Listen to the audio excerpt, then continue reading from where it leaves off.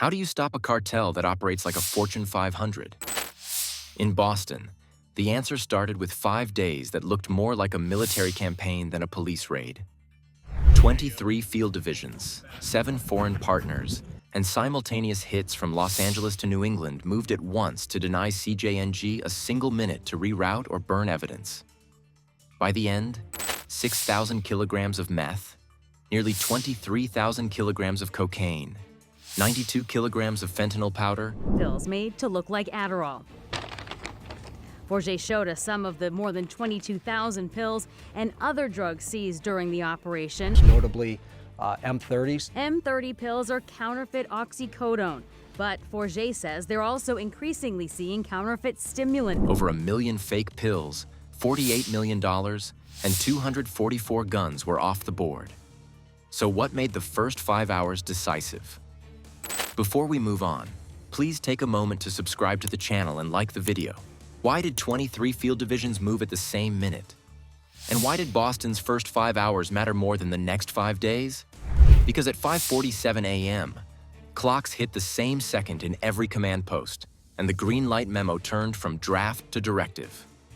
Radios chirped with the same code. 7 foreign partners waited on a shared channel for confirmation. The window was tight. If teams lagged, CJNG could dump servers, torch suburban stash houses, or bounce couriers to alternate routes. The first hours weren't about arrests. The largest drug cartel in the world. 25 investigates went one-on-one with the DEA special agent in charge about their recent operation. New England saw the highest number of regional arrests at 171, with 49 in Massachusetts, 33 in New Hampshire. They were about denying oxygen to a network built to survive cuts. The ops memo laid out a clean sequence. Entry teams would breach at time on target. Digital squads would lock servers before power cords left walls. Finance cells would trigger holds the moment seizure notices posted. Everyone read the same flowchart, and nobody freelanced. Analysts queued targets in blocks so no region could warn another by accident. If a call went out, it landed on a dead phone. CJNG's strength was spread. Front companies rented quiet basements under fake service contracts. Cartel in every single state across America, more than 40 countries around the world, and obviously they're in every state. Network has deep roots in New England.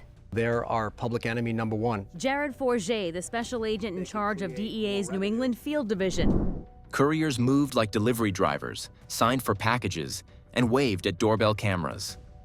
Stash houses wore lawn care stickers, HOA notices, and flower bed mulch. That model punished slow moves. If a team hit late, a neighbor app ping or courier text could send a no dark in seconds. So the strategy removed time. No advance ripple, no hint, just a clean flip from quiet to contact. In New England, a Quincy duplex took the first knock. The door opened on a living room that smelled like detergent, with a kids' show paused on a screen.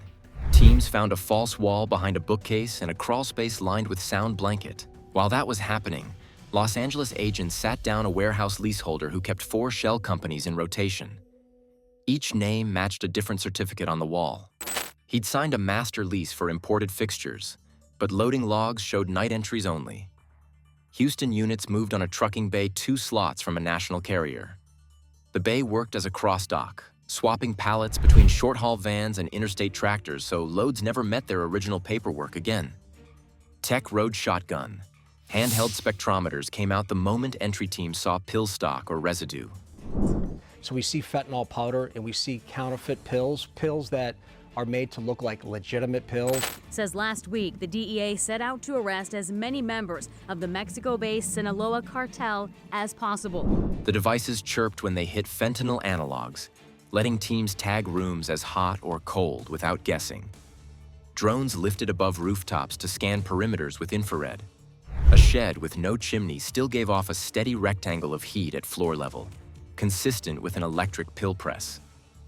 Those readings fed a live contamination map, assigning gloves, respirators, and decon routes.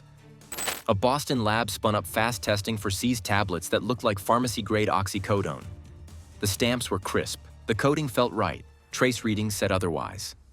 The lab flagged a cluster of contamination blocks that lined up with recent overdoses in a commuter rail corridor. That let teams pivot to address where the product had already traveled, not just where it sat. Back at the command center, data fusion rooms pulled in everything at once. Sensor hits from field kits, couriers' phone pings, a foreign partner's seizure that clipped the same shell company found in LA. Target lists refreshed every 15 minutes. When a courier phone lit up after a door breach, the algorithm put the new number on top of the next stack. Teams moved again before anyone on the other end could warn a safe house. First-wave arrests leaned on speed. Couriers, accountants, and logistics schedulers. Commanders held back on higher-value nodes, letting the phones ring and the chats fill so Tier 2 roll-ups could follow the signal. Within hours, seizures spiked. Meth and cocaine came out of hidden voids in walls and pickup beds. Firearms went into evidence with serials and obliterations logged.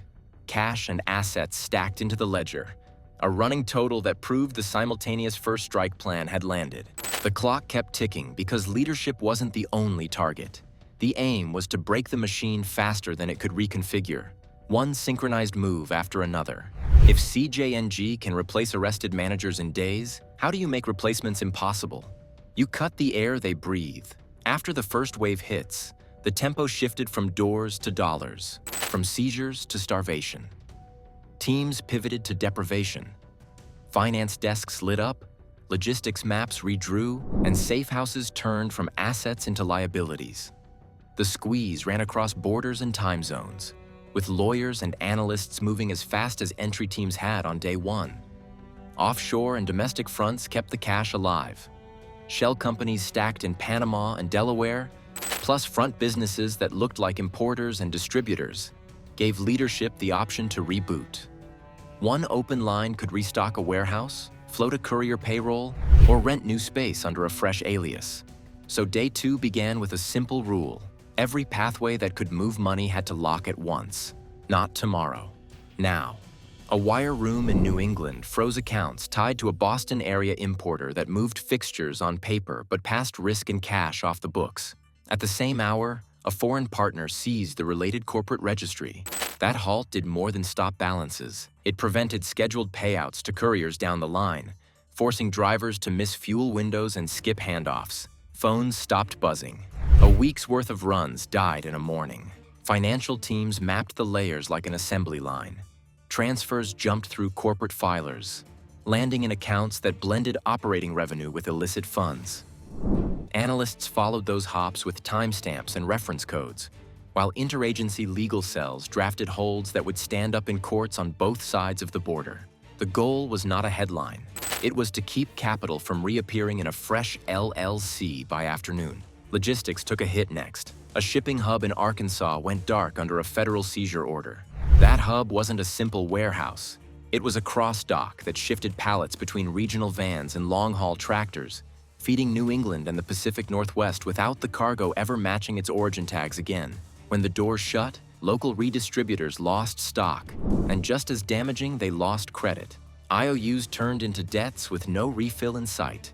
Small crews that relied on that lane couldn't keep promises, which meant their buyers started to walk. Communities added teeth to the plan.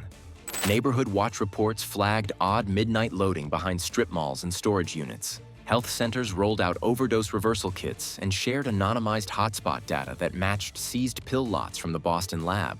Those dots guided outreach and enforcement to the same blocks, cutting harm where product had already landed and narrowing the space for new sales. As routes failed, leadership probed for substitutes. Intel showed messages seeking alternate couriers and secondary lanes that ran through smaller carriers with lighter oversight. Predictive analysis flagged those lanes before they lit up, pushing teams to those nodes early. Vans got stopped for safety checks. Leaseholders received surprise audits. The idea was to meet the fix before it matured. By day 5, the board looked different. Operations logged 670 arrests across roles, from street dealers to transporters and the middle-tier managers who placed orders and cleaned books. Multi-ton drug seizures sat in evidence. Counterfeit pill lines were offline. Phones pulled from detainees opened fresh leads, while leadership intermediaries sat in holding cells. Internal memos framed CJNG operatives as enemy combatants in a public health fight, and the numbers gave that framing weight. Now watch the next phase: finance and foreign nodes. Track the money and you track the rebuild. We'll follow the wires, the registries, and the proxy firms that tried to restart the flow. 5 days didn't end CJNG, but they showed how a Fortune 500-style cartel gets boxed in when every door shuts at once.